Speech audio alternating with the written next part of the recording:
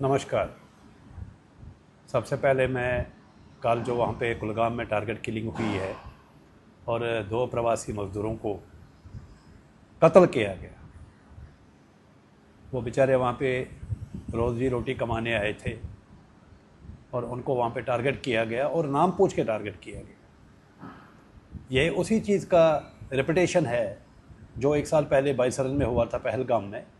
जैसे आप लोगों ने देखा होगा कि वहाँ 26 टूरिस्ट को नाम पूछ पूछ के, धर्म पूछ पूछ के टारगेट किया गया।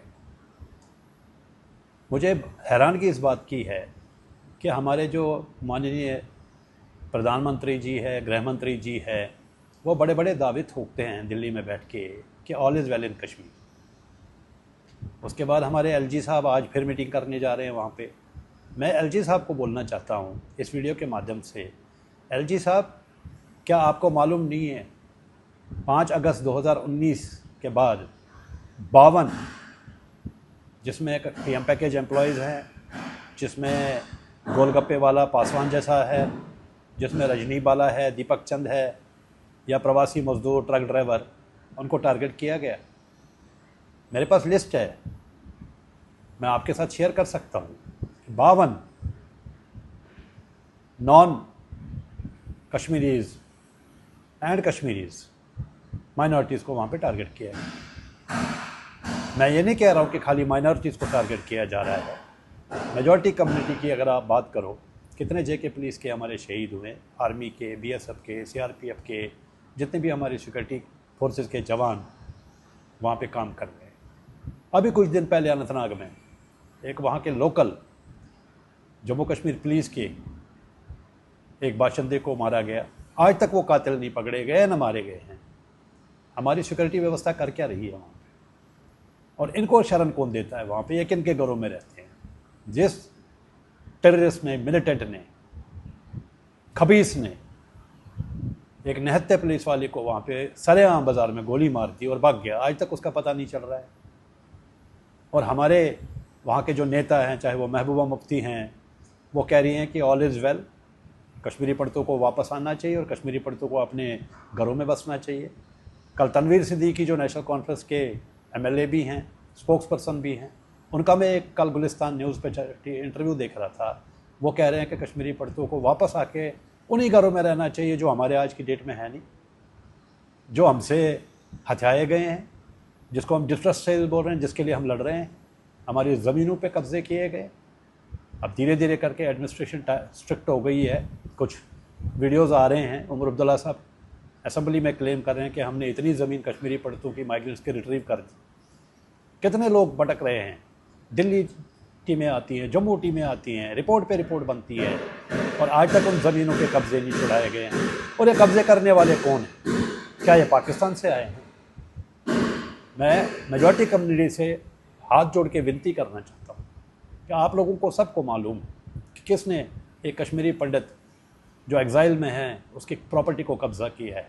किसने कश्मीरी पंडित का प्रॉपर्टी कौड़ियों के बाद उस टाइम पे मजबूरी में ख़रीदा है? उनको आप एक्सपोज कर लीजिए, उनको बोलिए कश्मीरी पंडितों की प्रॉपर्टीज़ वापस दे दे। कश्मीरी पंडित आएगा, अपने गांव में, अपने शहर में, अपनी गली में बसेगा। कर सकते हो आप लोग।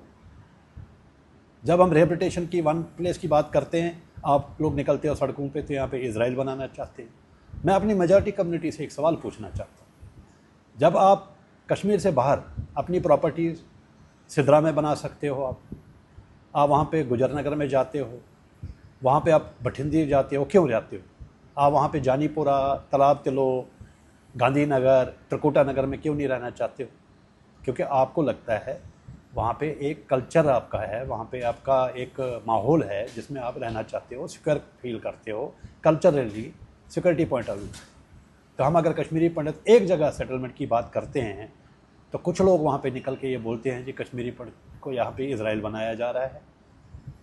मैंने एक प्रस्ताव दिया है माननीय मुख्यमंत्री जी को, ऑनरेबल एलजी साहब को, ऑनरेबल प्राइम मिनिस्टर को, कि हमारे को एक मटन के पास एक कॉलोनी बसाई जाए ताकि हम स्कैटर्ड ना रहे वहाँ पे, हमें टारगेट न किया जाए, जैसे राहुल भट्ट को किया गया, रजनी बाला को किया गया, दीपक चंद को किया गया। कल 2 प्रवासी मजदूरों को वहाँ पे मारा गया। कौन गारंटी लेगा हमारी अगर हम वापस आएंगे, अपने घरों में रहेंगे? 90 में तो किसी ने गारंटी नहीं ली थी। या जब राहुल भट्ट को तहसील ऑफिस के अंदर मारा गया, या जो जयपुर का बैंक मैनेजर था उसके बैंक के अंदर गोली मारी गई, तब लोकल पॉपुलेशन कहाँ थी वहाँ पे। मैं ब्लेम नहीं करता हूँ किसी को, ना मैं करना चाहूँगा। अभी हालात नहीं हैं ऐसे वहाँ पे। अगर आपको कश्मीरी पंडितों को बसाना है तो एक टाउनशिप क्रिएट कीजिए ताकि आप सिक्योरिटी वहाँ पे दे पाओ अगर ऐसी कोई इमरजेंसी सिचुएशन आती। आज हमारे 6000 PM पैकेज के बच्चे 2009-2010 में वहाँ पे अपॉइंट हुए हैं, कुछ 2022 में अपॉइंट हुए। आज वहाँ क्वार्टर तैयार नहीं हो पा रहे हैं। मैं खुद पिछले 4 साल से प्रयास कर रहा हूँ, एडमिनिस्ट्रेशन से बात कर रहा हूँ, जवन के क्वार्टर भी कंप्लीट नहीं हो पा रहे हैं। वो वनरेबल पोजीशंस में रह रहे हैं। अगर आप बोल रहे हो सब कुछ ठीक है तो PM पैकेज वालों को आप पहाड़ियों पे क्यों बसा रहे हो? आप उनको जंगलों में क्यों बसा रहे हो? आप उनको सैलाब वाले इलाकों में क्यों बसा रहे हो? क्या डिस्क्रिमिनेशन कर रहे हो आप हमारे लोगों के साथ में? और आप लोग ही तनवीर सिद्दीकी जैसे लोग दावे करते हैं कश्मीरी पंडितों को वापस आके अपने घरों में बसना चाहिए। क्या तनवीर सिद्दीकी साहब आप कभी जवन गए हो? आप कभी मछवाड़ा गए हो? कभी आप मटन गए हो? कभी आप बारामूला गए हो? कभी आप उड़ीना गए हो? मैं उमर अब्दुल्ला साहब से पूछना चाहता हूँ, क्या वो इन कैंपों में गए हैं? वहाँ के हालात देखे हैं कि जो कश्मीरी ने 4-4 पंडित रहे 4-4 मंजिल अपने घर छोड़े हैं, आज वहाँ पे 10 बाय 8 के 2 कमरों में उसको रहना है पूरे परिवार के साथ में। कल मैंने एक वीडियो बनाया है जिसमें सड़कें अभी बनी नहीं हैं और टूटनी शुरू हो गई हैं। पानी अभी पीने के लिए लोग वहाँ पे शिफ्ट नहीं हुए हैं, उसमें छिपकलियाँ मर रही हैं। लिफ्टें वहाँ पे लग नहीं रही हैं पिछले 1 साल से। क्या कर क्या रही है वहाँ की जम्मू कश्मीर की एडमिनिस्ट्रेशन? और एक तरफ से दावे ठोक रही है। क्या महबूबा जी गई हैं? क्या उनकी बेटी जो जिनको कश्मीरी नहीं बोलना आता है वो गई हैं इन कैंपों में मिलने के लिए लोगों से, इन कैंपों में देखने के लिए? वो तो आए दिन ज्योन हो करती रहती है सड़कों में। मैं निवेदन करता हूँ कि जब तक मेजॉरिटी कम्युनिटी को ये चीज़ें सामने नहीं दिखेंगी तब तक ये बोलना बंद करें कि कश्मीरी पंडित वापस आएंगे और अपने घरों में। हमारे घर है कहाँ? क्या वो लोग जिन्होंने हमारे घर उस टाइम पे डिस्ट्रेस सेल में लिए हैं, क्या वो वापस देने को तैयार बैठे उसी मॉल पे जिस मॉल पे उन्होंने लिए हैं? मैं सवाल पूछना चाहता हूँ इस वीडियो के माध्यम से।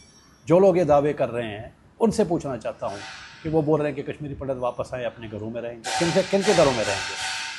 क्या आप गए हो जो हमारे बचे हुए घर हैं वहाँ पे, उनके खंडर देखे आपने कैसे हैं? बताइए।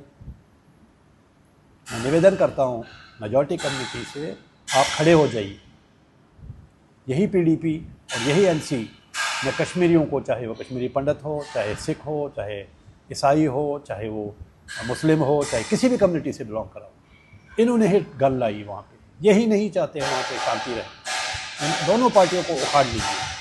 आज सद्दा लोन की बात करो, कश्मीरी में कहते हैं ना, 100 चूहे खा के बिल्ली हज को चली। ये तो कल तक हुर्रियत कॉन्फ्रेंस के साथ था। इसके तो खुद के बाप को मारा गया है। ये तो अमानुल्लाह खान का दामाद है, आज ये बड़ी बड़ी बातें ठोकता है। इसीलिए बीजेपी में जाके मिनिस्ट्री ले ली थी जब बीजेपी की सरकार है। आज वो उसी बीजेपी को और PDP को गालियाँ दे रहा है कोस के। ये अपॉर्चुनिस्ट लोग हैं, इन्होंने अपने घर भरे हैं, कश्मीरियों को कब्रों में उतारा है, चाहे वो पंडित हो, चाहे वो मेजॉरिटी कम्युनिटी हो।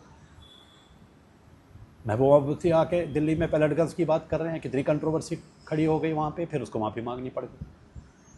यही महबूबा बोलती थी ना, इमशा शुरीगसान चॉकलेट अन्य। आप इनका कैरेक्टर देखो आप, और आप लोग कैसे बर्दाश्त कर रहे हो उनको। अगर मैंने कुछ इसमें गलत बोला है तो मुझे माफ़ कीजिएगा, क्योंकि जो कुछ मैंने बोला ये सच्चाई। और जब तक वहाँ का लोकल और 2 कम्युनिटीज़ आपस में बैठ के ये फैसला नहीं करेंगे तब तक वहाँ पे खुशहाली और बहाली वापस नहीं आ सकती। बहुत बहुत धन्यवाद।